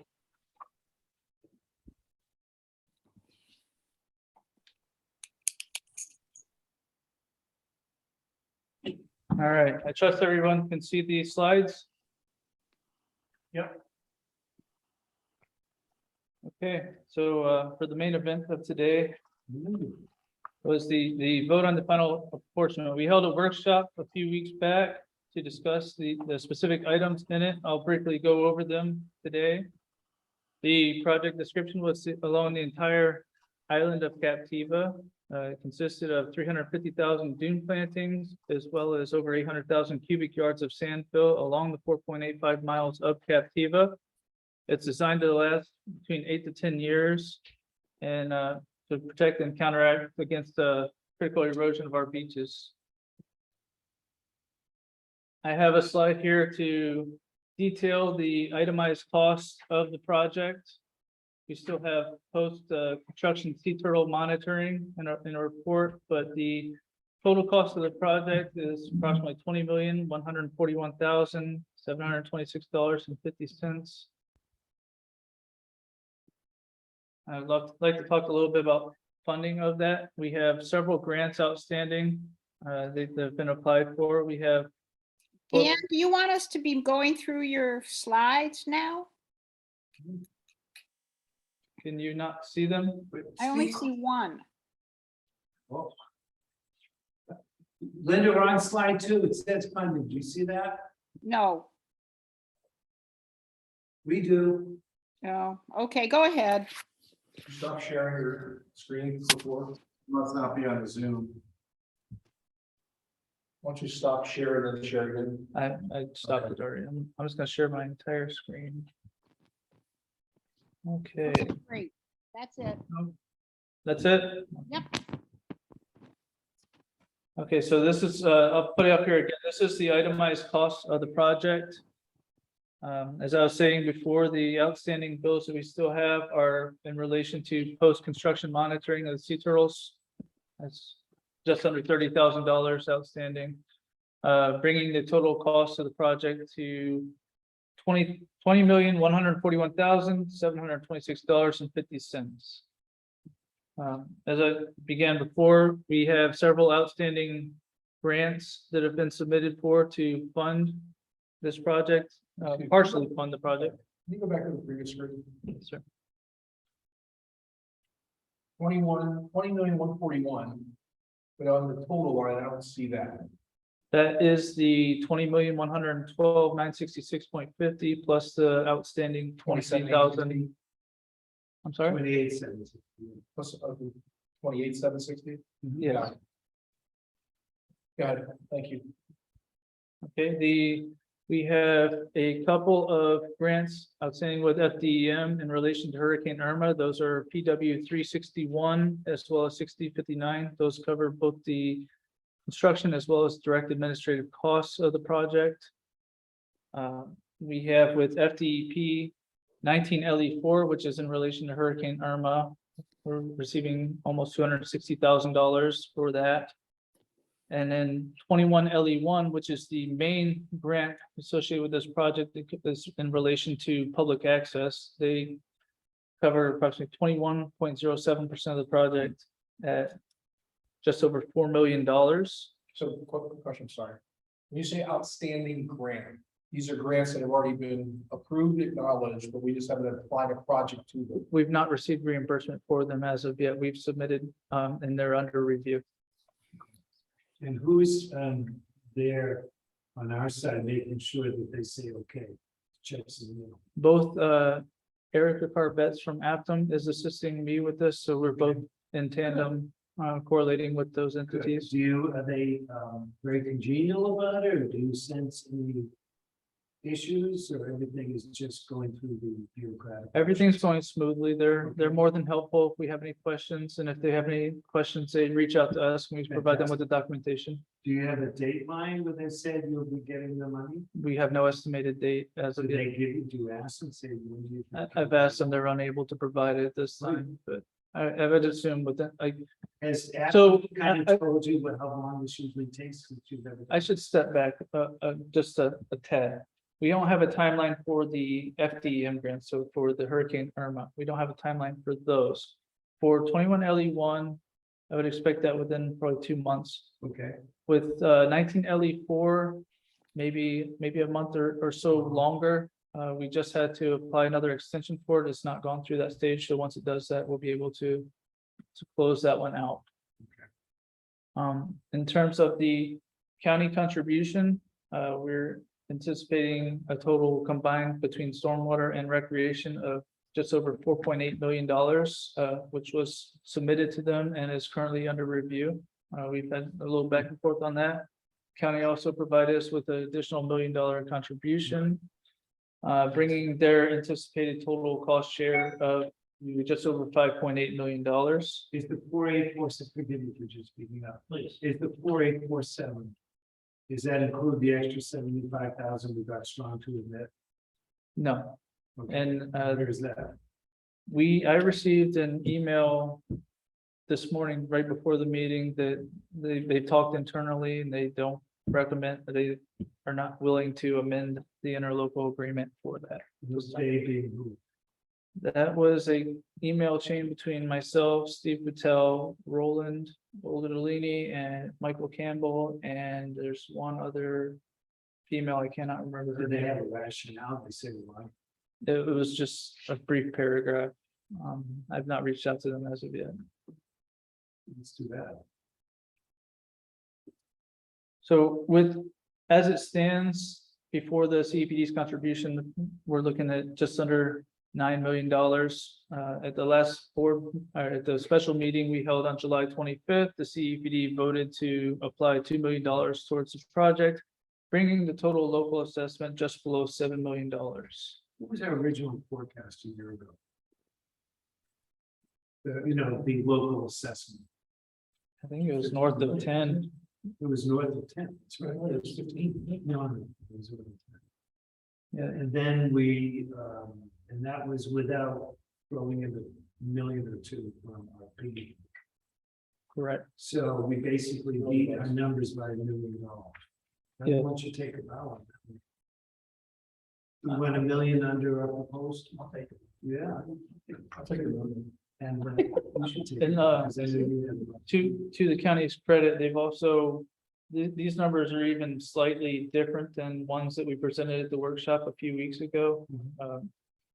And working with Steve and his staff, they instructed me where the reduction in the cost should be, so that their contribution is roughly $400,000 where I projected it from. So that was with the assistance of that same staff that denied or You doesn't lose the want to. battle and win the war. Yes, sir. Sounds good. So I'll move on. Dan, before you go on, Commissioner Laird, do you have any comments at this point? No, I do not. Okay, thank you. Dan, go ahead. Thanks for asking. So now I just want to go over the tentative model as it was approved last year. So this is a benefits-based apportionment model. There are two benefits that are derived from this project, being storm protection benefits as well as recreational benefits. We have 3 categories of recreational benefits, those being residential with homestead exemption, and commercial. Later in the presentation, actually, I can probably bring this subject up now. I do have one comment that I received today from Lisa, I can't say her last name, Mr. Mentz's wife, Lisa Riordan. In respect to the Captiva Civic Association, there's potentially an error in there, and that they're basically wholly exempt from the property appraiser's office. And within that exemption, she's stating that there's a homesteaded person exempted. So she's asking that we consider the Captiva Civic Association under the residential with homestead exemption category, as opposed to strictly the residential. In terms of my viewpoint on it, the categories were broken down between residential and residential with homestead exemption based on the fact that it was determined the permanent residents utilize the beach less often than the transient homeowners. I think that pretty much falls in line with the Civic Association. I don't think they utilize the beach very often.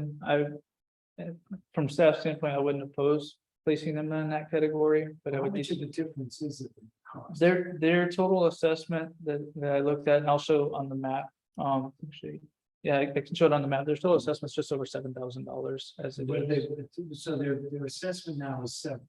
It So was 20, we found a way to make it 7, now they want more.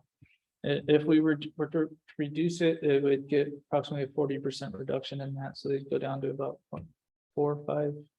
And then what, does that expose us to other issues? I mean, they're not homestead. The only exposure I would think is maybe the additional nonprofits on the island would seek to see that additional reduction as well. Yeah, like the Rauschenberg one, which is hundreds of thousands. What did we do last time? The last nourishment, they were categories under the commercial category. Right. This one, we initially placed them under residential. They're asking to be considered under the residential with homestead. We're talking about this building here. Yes. I came over last night, 9 o'clock, and knocked on the door, nobody was home. I don't think they'll leave us, we said no. That's all I said, is it's a commercial building. No, it is, no, but when I was chairman, it was at like a $22,000, and we were very concerned. And Mike Mullins and I found a way to get it down, and now it's more than half. Not enough. Not good enough. Well, it's just still facts. Yeah. It's a commercial building. No, I know, I feel guilty because we're using their place gratis, and it's a fabulous place, that we should charge it down. Okay, let's move on, Dan. Okay, moving on. But yes, thank you for bringing that to our attention. Okay, so storm protection benefits, there are 6 storm protection benefit zones. They are only the properties are considered front line to the Gulf of Mexico. There are 4 different categories of storm protection damage reduction that were considered in Aptam's model when they ran it. Those are armament, development, backfill, and land loss. So during their study, they ran a 22-year study with the project in place and without the project in place. Without the project, they estimated approximately $7 million in damages. With the project in place, just over $4 million, resulting in an annual benefit of approximately $2.9 million. Removing out the public areas, the private property owners would receive approximately $2.4 million benefit annually of this project. And in all actuality, fellow board members, those numbers are grossly inaccurate. Without beach renourishment, most people's properties would be suggestions with little old islands and be worth 0. Yeah, assuming that nothing's been done in the last 25 years, you're absolutely right. Yeah, so it's way beyond that. And another case in point is I have a property in Massachusetts, and I put a beach revetment in. And the cost of the beach revetment versus what I would have lost in property, which is storms eating away at the bluff, you know, I know. it's like the comparison is like 100. It's not, these numbers aren't even close to the benefits. Now, maybe I'm saying with a little bias, but that's the Well, reality. you and I was in the district, in 38 hours. Yes. Like that whole town's, Yeah. I don't, totally lost and going forever. Yep. So that's- Absolutely. So I agree anyway, with Renee. So this graph is just showing the different erosion rates of the 6 storm protection zones, showing their similar nature, both off erosion rates as well as other engineering categories. This map depicts a visual of those zones. Everybody's very familiar with this map. And this is the cost breakdown, I'm sorry, the benefit percentage breakdown of each of the zones. This table, I just actually updated it on Friday with the new numbers from Lee County. As you can see, the 6 storm protection benefit zones, as well as the associated millage rates with them. And I provided a $2 million just value example of each zone and how much the associated bill to that would be. As everybody will see later in the presentation, and I brag about it every chance I get, is the map that I created is fully functional and searchable by name, address, strap number, or folio ID, and you can see just what individuals are paying as well, you know, So they can just point and click. they can It point comes and right- click, or they can search by address, or, Yeah. So this is what we're looking at here is just the storm protection benefit. yes. How many percent of the first column, number of properties? What is that? That's the number of properties that are in those categories, In zone 1. in zone 1 through Or 5. 35? So there are plus or minus 750 properties that aren't in storm protection? Correct. Got it. It's just the properties that are the most goal Right on the page. facing. Thank you. There you go. Now you got my brain. Uh, Just takes a little while. This slide shows the total annual recreation benefits. It only breaks down between residential and commercial. Now, this is the recreation benefits side of the table you've seen a few slides ago. Again, with that same example, $2 million just value and the associated costs with that. And which brings me to the final slide, and I'm sorry. I'm not- Yeah, I'm really slow today, here really fast. You go back one slide. yes, sir. So in your numbers, I understand like the 2 million is just an example of if it was 2 million, this is what it would be. So one could surmise that if my value was 1 million, then it would be half what we're showing. Yes. Thank you. And I'll end that slide. And that's your portion now. And this is the apportionment map. Look at this. The screen here. And if there's any specific properties that we would like to see, I can pull them up. But I would like to start with the Civic Association, which is right here. So when I pull that up, you can see the columns on the left-hand side of the screen. Showing the total assessment for this one property of theirs at $7,616.37. That tells you what category and the associated millage rates with them. The Civic Association does have 2 properties. They also have this property right here, which is the sheriff's housing.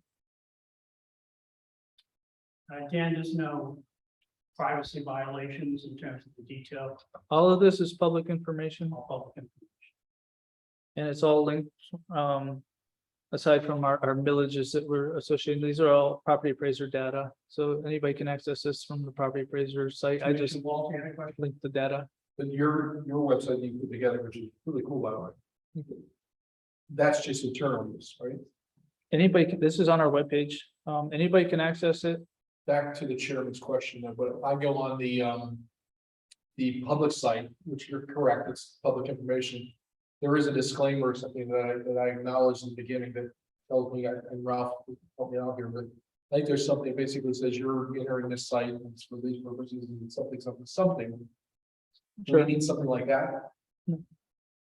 The If you're a protected individual, like a judge or a prosecutor or a law enforcement officer, where it says owner, it will not list your name, but you have to actually make an application for that to the property appraiser's office, and then that's how it will show up on ours. So if he got this information, I don't have access to the protected properties, so You know, we just. it would say, All the same. But they- So you're saying that if I clicked on some of these properties, I would actually not get the name of the owner? I would, but I am. yes, But it doesn't. Only if you're a judge, like if you're a judge Alito, you have a place on Captiva Road, then it'll. She won't. you actually, you can pay to have your personal information, but what? And I can tell you right now, going up and down the coast, 30% of those homes don't have an owner's name on them. Yeah, they get their LLCs. Mhm. Where's Pence's place? Or even their own. Good. So we know privacy issues. correct. So Commissioner Laird, do you have any other questions? No, I do not. Okay.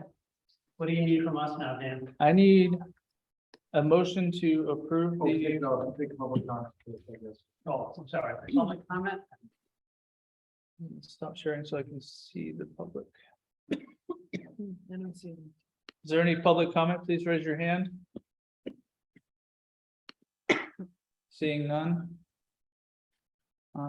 So I would need a motion to approve the final apportionment model and assessment rule. Is I attached so move. to resolution 2022-16. Okay, and I'll second the motion to the resolution 2022-16, final apportionment model and assessment rule as attached in exhibit A. Opportunity for, I have an X in this, does that mean something? No, I provided, the materials packet is slightly altered. I provided some more detail on the proposed resolution. Just this morning. Okay. I believe we have a role in that round table back there. Is that what that is? That's correct. So And- yeah, you just made the whole. Linda made the motion, Renee seconded it. Now, any discussion? Any discussion? You may not be able to see that. That's the biggest paper that I had. Okay, no I do have, Call the roll. yes, I'll do this line. Chairman Sylvia, Aye. Vice Chairman Maville, Aye. Commissioner Walter, Aye. Commissioner Laird, Aye. passes unanimously. Yeah, I just, again, whenever we need public comment, and put it in here for me, so I can call it out. Thanks. All set then? We're all set with that item. Okay, rules of procedure 1.04. We have a proposal to amend our rules of procedure regarding special meetings. Dan, can you please provide an overview? Yes.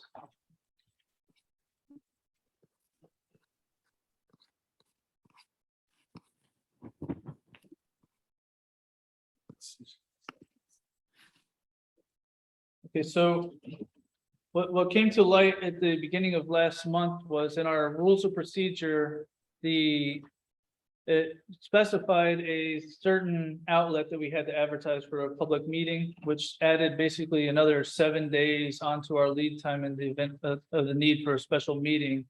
So in coordination with our general counsel, Ralph, we went through and we would like to amend the rules of procedure to abide by the Florida statutes requirements, which would also allow us to simply post the need for the special meeting on the website as well as on our door for public outlet. If this move by being able to do it on our website as well as our door could save us potentially, I think we got quoted at $1,400 for the advertisement. So every time we would need to do that would save us $1,400, as well as remove 7 days lead time. So if you see in your packet, resolution 22-17 has been prepared with underline and strike through making that change. So I would be asking the board today to make the motion to approve this resolution. Are you okay with the resolution? Are we taking out the 7 days? 7. I would I leave think I just heard you say. the statute, from what I read when I prepared this, required the 7 days notice. So if we were to still continue to have to post it to Fort Myers News Press, we would need to give them 7 days lead time before our 7 days lead time. So Crazy. We ran into a lot of problems a year ago because Okay, so we'll just be 7 days. yes, it has to be said. it has to be at least 7. I would be thrilled to. So, so the resolution that we have in front of us is the one we're talking. Correct, 2022-17. I make that motion. Second, Any discussion? Dan, you have Public comment? Is there any public comment? Stop sharing. I see no hands raised. Okay, moving on then. We have to call the vote. Oh, go ahead. All in favor, I, passes unanimously. Okay, administrative update, Okay, so, Dan, for yours. so the big thing that I just wanted to bring before everybody is a reminder of our tentative budget meeting on August 29th at 5:01 PM. It will be held here. Is it also by Zoom? Zoom will be available for it. We need at least, we need at least 3 commissioners present. I know Mr. Reveal is unable to attend that one physically. Mr. Walter, are you able to, what's the date again, Dan? August 29th at 5:01 PM. You can't. Should be It's a Monday. Monday. Can you? What? Well, he's saying. We're checking. Yes, I can do. Mr. Sylvia? I mentioned that to you in the email. You know, about the date. Don't we need all 4 of us? 2, if we're going with the rollback rate, we need 3 commissioners present. I can sort out the- Should not count as present? Well, what day can you go? That expired. I'll send Dan the dates. Because we need, if you need to juggle the day, because who's available? Who did you think was coming? I was anticipating, I don't recall the email Mr. Sylvia mentioned, but I was anticipating Mr. Sylvia, Mr. Walter, and Mr. Pyle, I believe, is back at that time. We can readdress for quorum issues, but that must have, The meeting has to happen. Yeah, the timing is the timing, right? No, the meeting has to happen. That's what I'm saying. But there isn't a day of wiggle in that meeting? Maybe the next day, or 2 days before, or? I have to get with the trim guidelines. This is a meeting that was set up months ago through James and Jennifer, so I'm following up on that. But what is but what is the actual deadline? Do we have to submit the, for that, Well, we need our final budget hearing on September 12th. Is the final, but we had to approve a tentative prior to that, and I believe this was the day that was mapped out. So that meeting on the 20, whatever it was, the 20 is the public one? Yes, that's to approve the tentative, and then there's that little grace period for if anybody has any issues with it. yeah, that's right. You have to wait till, it's like a week if anyone wants it. Well, so what can we do here? Well, I think we were anticipating we'll want to be here. We'll have to go back to the drawing board and come back to you by email to see if we can get some other days. What is your schedule? When it seems like you're one of the ones who won't be here, or are you leaving that day? No. Day before, or the middle of it? I'll say Mr. Mapilla has been gracious enough to fly in for each of the past 2 meetings. So I'm finding again for September, Right. but We're reimbursing, right? what's that? We're reimbursing. Yeah, but it's still. No, I understand. I get it. So we can, What about Linda? Can Linda fly? Oh, Linda, you might be up in here. yeah, I could fly in, but it's just, I have no desire to do it because it's a big deal for me. Because I don't have any place to stay. And I have to, it's just complicated and it means 2 days for me. So, They can put you up. Commissioner Sylvia, when are you available? I'm trying to find that out right now. Because supposedly we've got Dick coming back. And so if Commissioner Sylvia can make himself available at some point. I'll get back to you then. okay, I can address with the board, and we would publicly advertise the meeting. Is that what you want out, right? It seems to me that, yeah, I thought he was going to be gone for a month on vacation. So that if there's a date that fits the other constraints. That, I think the staff already advertised the meeting as well for the 29th. oh, that's the issue? Well, the other thing is you can you can stay at the Tweed Waters or South Seas and the CEPD would reimburse you. That would. not be- I understand that. I understand that. I mean, I understand it's not. It's nice. If it was statutory, we could probably just do it Zoom and then ratify it later, but it's a statutory meeting that has to occur, so you don't So want. does it have to be that date? That's what we're going to look up, but it's been advertised and we think it had to be that date, so we will see. Yeah, we'd have to stop the entire training. Pardon? No, it's already been advertised. Right, it's been on our calendar for months. And then you gotta work back to the 2-week grace period. And then the period for the from the grace period to when we have to get in. I mean, there's no time after that, I guess is the best way. Right, there's no. No, is there any time before then? We're getting that 2-week advertisement. Is it 7 days or 2 weeks from this one? To notify the meeting. I think this one has to be in the news press. I have the E-term guidelines, That's but they're not special on this, they're not on this computer. They're on the computer in the office naturally. All right, we'll get back to that. Yes, I'll coordinate with the commissioners. If we have to re-advertise, it will be publicized as well as placed on the social media and the website. You know, Linda, you could technically. You could have a Darby hotel and a nice flight and a nice room and a nice meal. And everything could be nice. I know everything could be nice. If I would prefer, it is very doable, but I would just prefer not to do it, okay? Because it's 2 days out of my life, et cetera, et cetera. That's all.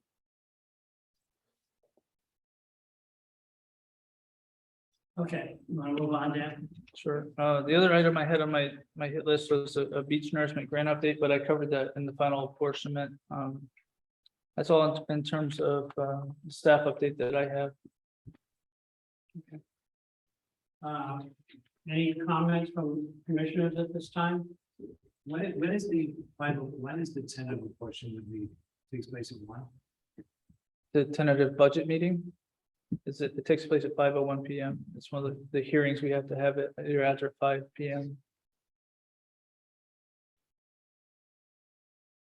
Yes, I have comments. Okay, sir, please. After listening to this whole process of groups and values and everything else, I wrote myself a note to bring it up at the end. But something to think about. Is this and I brought this up, I think, with the previous administration. Is it time that we look at a handyman or something? Look at what? Can you is the mic in front of you, Bob? Sorry. What I'm saying is, and I was on the board before, we brought it up before, but you know, there's a fresh set of eyes coming in prior was we seem to do things in like 10-year or 7-year increments. So something that always comes up with the CEPD is it'd be wonderful if we had a handyman staff or something that was like 20 hours a week, 30 hours a week. To your point, someone that could do, you know, these dollars and the right rental equipment or whatever it may be. But more importantly, once we do it, who's maintaining these on a regular basis? If somebody comes out and cuts a road in 3 areas, you know, do we need someone on staff that you can direct to go do these tasks on a regular basis? Parking lot. Parking lot guy, that should be part of this. He gets paid a little extra after his parking, it says, go on and fix that. But to have a full-time person on the job that should have less on the cuts. No, but it's not just the roads. I'm talking about over a 12-month period. There's plenty of work for somebody 15 hours a week. Listen, you're the executive director, think about it. Right. Yeah, Dan, could you check then about how often we I think- require some special assistance from a handyman? outside of the, Or more importantly, if you put an effort to it and said, on Mondays, you go out and check this section of the beach, do this and that.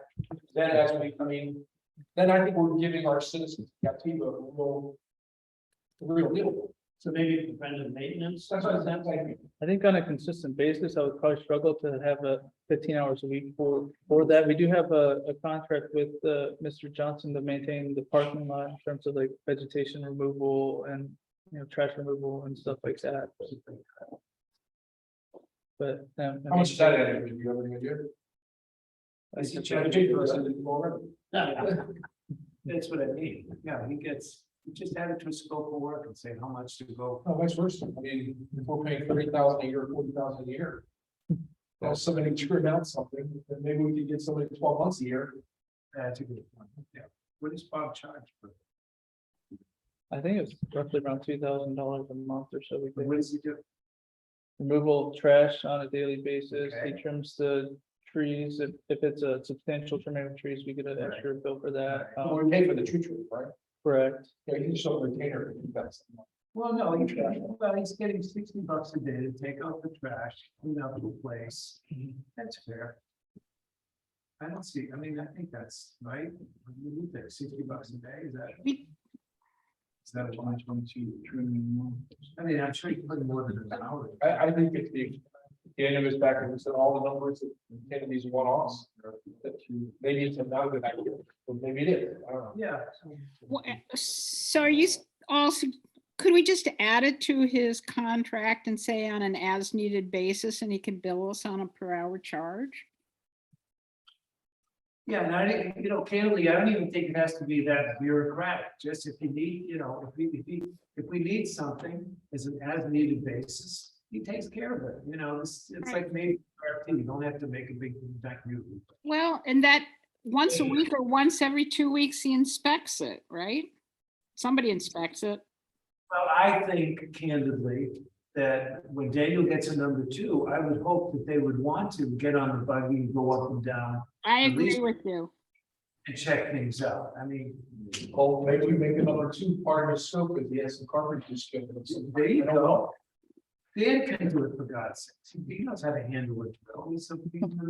I spent all weekend up in my attic. If we had an individual like that on staff. Yeah. We wouldn't be talking about poles and ropes not there 10 years later, we wouldn't be spending all this money and time. Ropes, and poles hanging on the ground. That's my biggest concern. We do a lot of work and a lot of effort for all the right reasons. In 6 months. People are gonna be going, oh, look at that, it's a mess. The poles are on the ground, somebody didn't do this. Yeah. Think about it. And Yeah. and we don't want to handle them on a one-off basis. You and I, the board doesn't want to know except in summary what's happened. We'd like it standard that it's just taken care of. Is that correct? Well, 25 years ago, Linda, when I was on the board with Allison, there was no board discussion if something had to be cleaned up. She just called a friend, got done, and there was a bit of a bill, and that was, moved on. And we were always happy, and, it was an island thing. Okay, I don't know if you heard the comment. We're looking for number 2. Maybe that number 2 has some skill set or some kind, but certainly at a minimum gets on the vehicle on a regular basis. It goes up and down the beach and it reports back to yourself and says, hey, these things need to be done. And you would think they'd want to, but Dan likes keeping that also. I mean, he's gonna find a guy, I mean, when you interview the woman or the man, they should even volunteer, say, by the way, is it okay, I'd like to meet the people on the beach and the owners and, Listen, I agree. Presidents of the CEPD out talking to the public is really right. I mean, Dan and I talked about that because we're. Dan, you weren't in the engineering town. I was in an engineering battalion. You are, halfway there. I didn't do construction. I know how to do a lot of construction. I spent all weekend up in my. So we'll get you a little blue light on top of the there. Okay, just let me finish up the comment, and I'll pick up on what Chairman Bill says. There's an amazing amount of institutional history about what we went through and all the mistakes we made. But yeah, how do we tell the commissioners 8 to 10 years from now, this is the process, don't skip this, don't skip that. I mean, I hate to lose all this institutional history. It's an attention to the legacy of what's been done. I tried to demonstrate that in a little bit of PowerPoints that I did a few months ago. I said, this is where we were, this is how we did it. This is how it was engaged. And I kind of trying to politely point that out.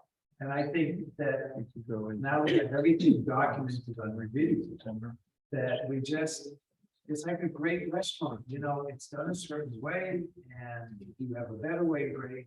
And you know, prevent people from coming in and just changing everything, making it bureaucratic. We learn from our mistakes. And I think to answer your question, is the institutional knowledge is there. And it's called a procedural manual and our SOPs. And also just talking about the history of the story. It's like, you know, in the old days, in 2022, the number 2 guy got out and he knew everybody.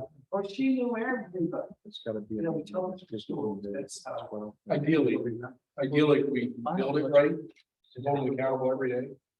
We just act upon it. That's right. Okay, so we're gonna, there's no other business, I motion. John. Second. Oh, pardon me. We were looking at the budgets and we're thinking that maybe we can do the tentative budget on September 12th. I'll be here. And then do the final one would have to be within 15 days of that. Let me check my 12. Would we have someone, We'll have to re-advertise for that, so we'll have to. would there be a forum? Our fiscal year starts 3 days after the second meeting. Well, wait a second. The official September meeting is critical. And what day is that? September 12th. Oh, so you do the whole thing at the same time. But the question is, you Typically- need to have another meeting before September 27th. Will we have a quorum again before September 27th? Are you flying in and out? Or what are you doing? No, I'm doing. So there are 2 days, September 12th, September 27th. We're trying to figure out the 2 days. So September 12th is already in the docket because it's a standard monthly board meeting day. Right. And we hold that meeting starting at 3 o'clock so that we'll meet the 5 o'clock timeframe for the budget. So if you did a tentative, then you would have to do the final within 15 days of that. So sometime within the. Will you please say within 15, meaning? Hold the public hearing to adopt the final millage rate and budget 2 to 5 days after the advertisement appears in. Right. But you have, so you have the tentative, and then within 15 days after the tentative budget hearing, the taxing authority advertises intent to adopt a final millage and budget. So it's 15, or the numbers. Is actually, that's what they have to advertise, and then we have to hold the public hearings 2 to 5 days after the advertisement appears. So we can look at some dates, but if we write to you, individually, please write us back on your availability, and you don't know now. What are you looking, what is your individual availability for the last 2 weeks of September and then maybe the first week of October? No. And I'll be down at the end of the first week of October if all goes well. What does that mean? What day? I don't have travel plans in place yet, but On a fiscal year budget meeting when the fiscal year's already started. I would say like the 7th I would be in by for sure. Because I probably start driving the 3rd or the 4th and get in by at least the 7th. I think we have to take a little seriously here, and If we could do the tentative on the go 12th, 3 or 4 we should weeks. do. and not physically be present. I think if we could get someone down here for the tentative as scheduled for the Well, 20th. the 12th, I'm here on the 12th. Yeah, everyone's here the 12th, but who's gonna be here 15 days later? I can't. Yeah, so we're gonna need some people, one of you or Linda to be here on the 29th. Well, okay, so is John, are you gonna be around? I'm here the 12th, right? And And then 2 weeks later or whatever. 29th, we were talking about we thought everyone was gonna be here, our quorum was gonna be here August 29th, So now you're switching. which is it to Monday.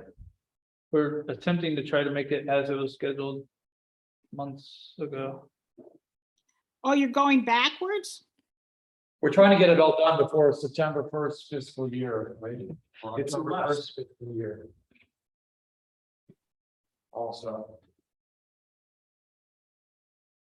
So are you all sitting here waiting for me to say I'll come down on the 29th? Is that what's going on right now? I am. Dan, I'll I have to know get it's a back to pain, you. but we'll be hoping you can make it because otherwise. As I said, it's possible. It's just I would prefer some other, I don't want to do it, but it's possible I can do it.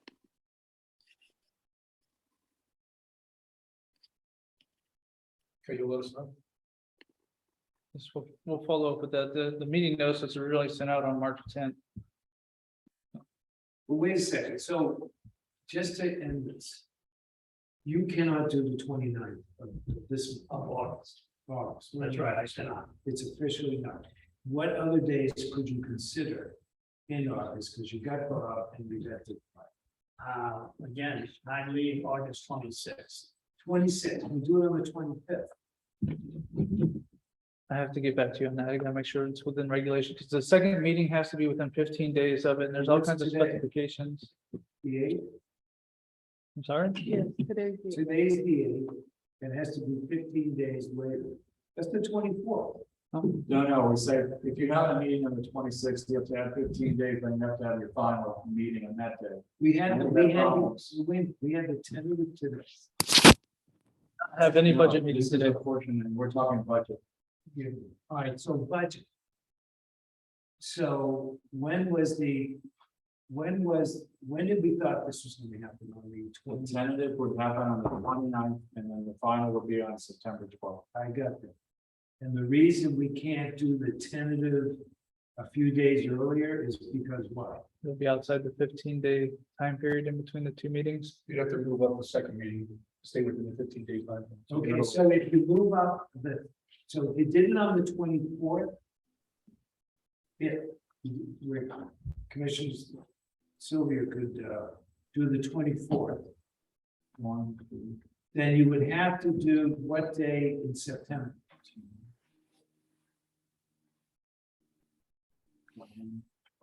There's a lot of moving parts right now because I know I have certified dates to the property appraiser. Let me go back to the office. Let me go back to the office.